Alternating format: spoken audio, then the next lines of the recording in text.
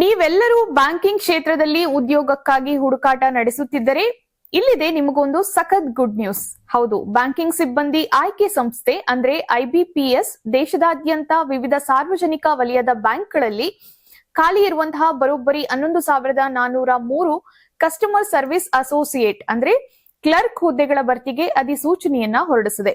ವಿಶೇಷ ಅಂದ್ರೆ ದೇಶಾದ್ಯಂತ ಇರುವಂತಹ ಈ ಹುದ್ದೆಗಳಲ್ಲಿ ನಮ್ಮ ಕರ್ನಾಟಕದಲ್ಲೇ ಬರೋಬ್ಬರಿ 1,414 ಹುದ್ದೆಗಳು ಲಭ್ಯವಿದೆ. ಹಾಗಾದ್ರೆ ಈ ಹುದ್ದೆಗೆ ಯಾರು ಅರ್ಹರು? ಅದರ ಕಂಪ್ಲೀಟ್ ಡೀಟೇಲ್ಸ್ ಇಲ್ಲಿದೆ ನೋಡಿ.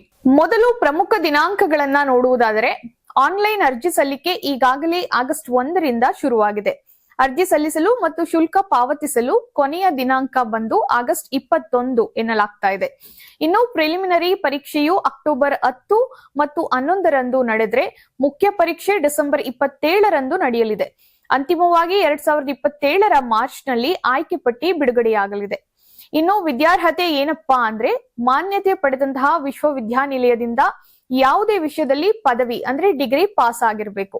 ಇದರೊಂದಿಗೆ ಸಾಮಾನ್ಯ ಕಂಪ್ಯೂಟರ್ ಜ್ಞಾನ ಹಾಗೂ ಆಯಾ ರಾಜ್ಯದ ಸ್ಥಳೀಯ ಭಾಷೆ ಅಂದ್ರೆ ನಮ್ಮ ಕನ್ನಡವನ್ನ ಓದಲು, ಬರೆಯಲು ಹಾಗೂ ಮಾತನಾಡಲು ಖಂಡಿತವಾಗಿಯೂ ತಿಳಿದಿರಬೇಕು.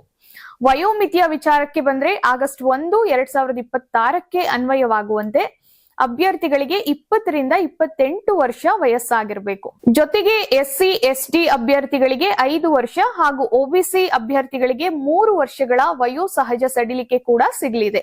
ಇನ್ನು ಅರ್ಜಿ ಶುಲ್ಕದ ಬಗ್ಗೆ ಹೇಳೋದಾದ್ರೆ, ಸಾಮಾನ್ಯ ವರ್ಗ OBC ಮತ್ತು EWS ಅಭ್ಯರ್ಥಿಗಳಿಗೆ 850 ರೂಪಾಯಿಗಳಿದ್ದು, SC ST ಹಾಗೂ PWBD ಅಭ್ಯರ್ಥಿಗಳಿಗೆ ಕೇವಲ 175 ರೂಪಾಯಿ ಶುಲ್ಕ ನಿಗದಿಪಡಿಸಲಾಗಿದೆ.